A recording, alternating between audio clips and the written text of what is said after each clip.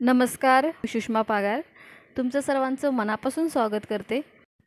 आज आपण जी रेसिपी बनवणार आहोत ती मस्त झणझणीत चमचमीत अशी रेसिपी आहे आणि तिचं नाव आहे दम आलू। ही भाजी बनवण्यासाठी आपण जी बटाटी यूज करतो ती बटाटी साईजने छोटी असतात आणि ती भाजी मार्केटमध्ये सर्व ठिकाणी मिळतात। ही मी बटाटी पाण्याने स्वच्छ धुवून घेतलेली आहेत आणि आपण त्याच्यावरचा जे आवरण आहे ते या कटरने काढून घेणार आहोत। आधी आवरण काढून घेतल्यानंतर ही बटाटी आपण पाण्यात ठेवून देऊया, म्हणजे ती बटाटी काळी पडणार नाहीत। दम आलू बनवण्यासाठी ही जी बटाटी आहे ती आपण बॉईल सुद्धा करून घेऊ शकतो आणि ही जर बटाटी तुम्हाला बॉईल करायची नसतील तर तुम्ही आजची जी ही भाजी बनवण्याची पद्धत आहे ती तुम्ही यूज करू शकता। ह्या पाण्यामधून आपण सर्व बटाटे काढून घेऊया आणि ह्या बटाट्यांना आपण छोटे छोटे होल करून घेणार आहोत। दम आलू म्हटलं की आपल्याला असं वाटतं की ह्याच्यामध्ये खूप जास्त खटपट आहे, खूप वेळ लागणार, बट तसं काहीच नाही। आपण जर करायला गेलो तर ती भाजी 15 ते 20 मिनिटात सुद्धा बनते आणि ही जी भाजी बनवण्याची पद्धत आहे ती एकदम सोपी पद्धत आहे, तर एकदा नक्की करून बघा।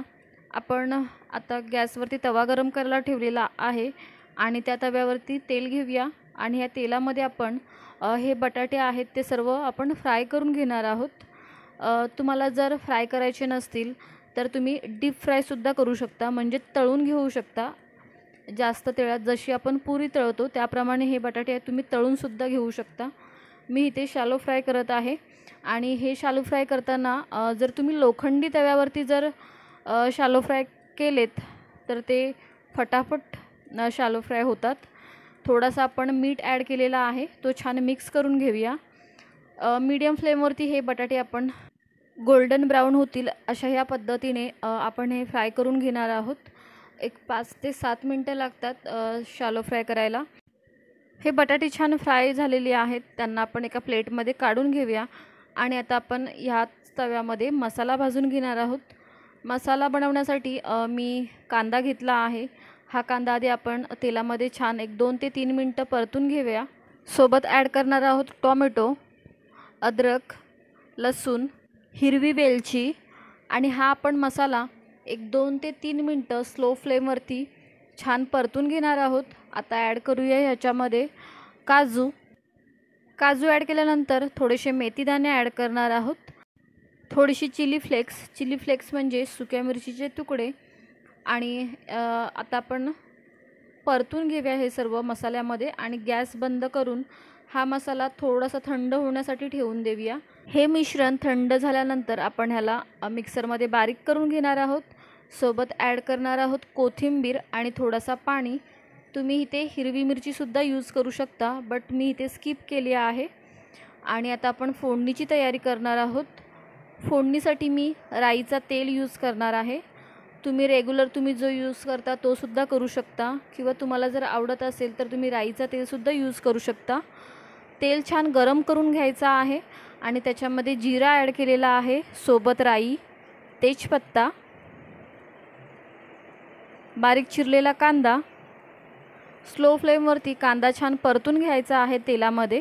तुम्ही जर फोडणीसाठी राईचा तेल यूज करत असाल तर तो तेल आधी छान गरम करून घ्यावा लागतो, तो इतर तेलांपेक्षा वेगळा असतो। त्यामुळे याच्यामध्ये मी काश्मीरी लाल तिखट ॲड केलेला आहे, धना पावडर, हा तिखट मसाला यूज केलेला आहे, हळदी पावडर, गरम मसाला आपण नंतर ॲड करणार आहोत। मसाले छान मिक्स करून घेऊया फोडणीमध्ये कलर येण्यासाठी। थोडासा गरम मसाला आणि जी पेस्ट बनवून घेतली होती ती पेस्ट आता आपण या फोडणीमध्ये छान परतून घ्यायची आहे 2 ते 3 मिनटं स्लो फ्लेमवरती आणि सतत पलित्याने मिक्स करत राहायचं आहे। 1-2 मिनटं झाकण ठेवून स्लो फ्लेमवरती वाफवून घेतल्यानंतर या पेस्टला छान कलर आलेला आहे आणि ह्याच्यामध्ये आपण ॲड करणार आहोत दही जर जास्त आंबट असेल तर तुम्ही तो दही कमी यूज करा आणि जर त्याचा आंबटपणा कमी असेल तर तुम्ही तुमच्या अकॉर्डिंग यूज करू शकता। दही छान मिक्स करून घेतल्यानंतर आपण याच्यामध्ये आता पाणी ॲड करणार आहोत। बटाटा शिजण्यासाठी पाणी ॲड करणार आहोत आणि चवीनुसार मीठ आपण आधीसुद्धा यूज केलेला आहे, त्यानुसार आपण मीठ ॲड करणार आहोत। ह्या भाजीमध्ये आता आपण बटाटे ॲड करणार आहोत। बटाटे ॲड केल्यानंतर 10 ते 15 मिनटं स्लो फ्लेमवरती आपण ही भाजी बॉईल करून घेणार आहोत. आज एक तुमच्यासाठी महत्त्वाची टीप आहे, ती म्हणजे तुम्ही जर भाजीमध्ये जेव्हा दही यूज करता, तो दही जर जास्त आंबट असेल तर भाजीची टेस्ट बिघडते.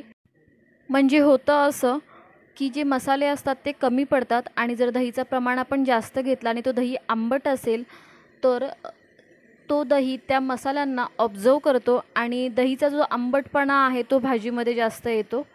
भाजी आपली बनून तयार झालेली आहे आणि त्याच्यावरती आपण बारीक करून कोथिंबीर ॲड केलेली आहे. छान कलर आलेला आहे भाजीला. फार अप्रतिम भाजी बनते आणि वरून तुम्ही घीसुद्धा ॲड करू शकता. मी इथे घी यूज नाही केला आहे. वरून मलाई ॲड करूया आणि सोबत आहेत पुलके.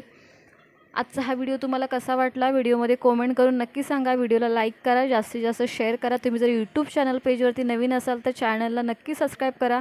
सबस्क्राईब करता तेव्हा बाजूचा बेल आयकॉन प्रेस करा. पुन्हा भेटू एक नवीन रेसिपी घेऊन. धन्यवाद.